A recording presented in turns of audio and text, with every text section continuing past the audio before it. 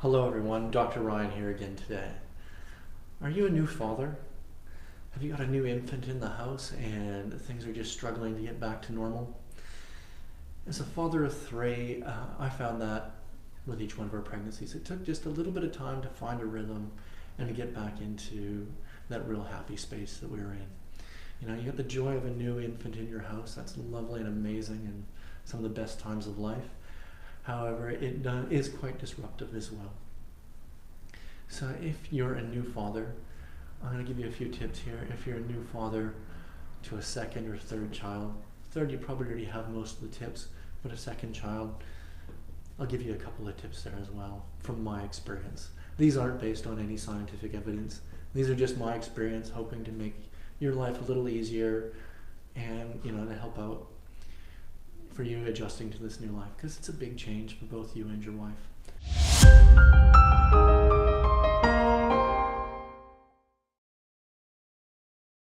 So my first tip is anywhere you can find anything that's going to make her life easier, do it. So if you walk in the house and there's dishes around, put them in the dishwasher, wash them if you've got to. These kinds of things just take one stress away. Even if you can't do the cleaning of the house to the level that your wife likes, it's still going to mean less work for her later, so it's less stress on her. The appreciation may not flow right away, gentlemen. Unfortunately, they're tired, they're exhausted, and you may have just cleaned the house all wrong. Wear it on the chin, be a man, stand there and be strong for her even when she's falling apart, because sometimes they will. It's a huge change. Most of the time, new mothers or mothers of infants are heavily sleep deprived. Any way you can help her get extra sleep is going to be a huge bonus to her and to yourself and to that child or the other children in the house. So one of the things I found to help my wife and myself as well cope was, because I stay up a little later and I couldn't do the breastfeeding, we either expressed or did a bottle feed at 10:30 at night, which meant my wife could go to bed an hour, maybe two before that, and sleep right through till 1 or 2 o'clock in the morning when our daughters would wake next. Do the breastfeed, crawl back into bed, and I could get up. If we had a bottle or formula, and do the same thing in the morning if necessary. Just even that one feed that they don't have to do is a big saving in the sleep deprivation. Sleep deprivation is a huge problem. I talked about it recently in a video I did with Trady Health, but I'm going to cover the same stats here.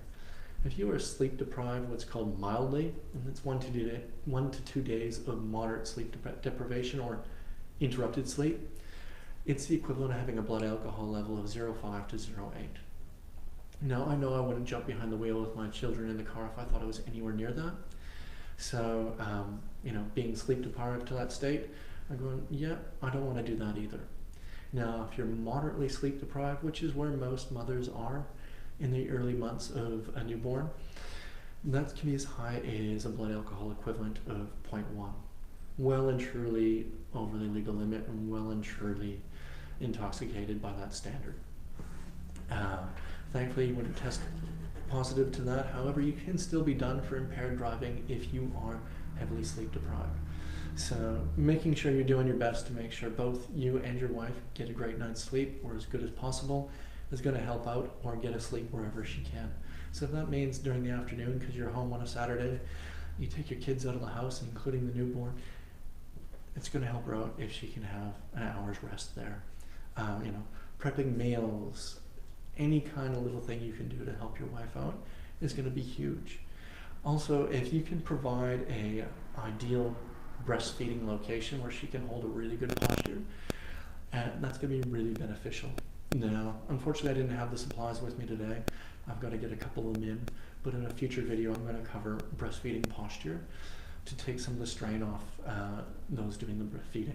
Now, this goes for bottle feeding as well, because we get into the same issue.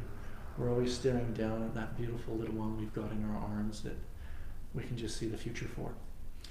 So if you've got kids already, my biggest tips, get as many of the kids out of the house or playing outside so that your spouse can get some sleep. Try to help with the morning lunches if your kids are old enough they're going to school.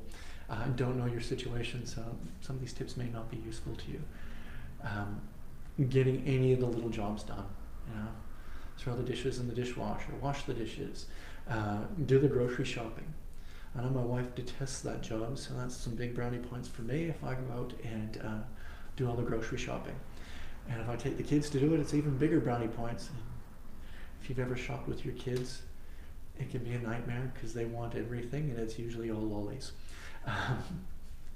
But you get through it. It's just one of those things that you can do to make life a little easier around the house.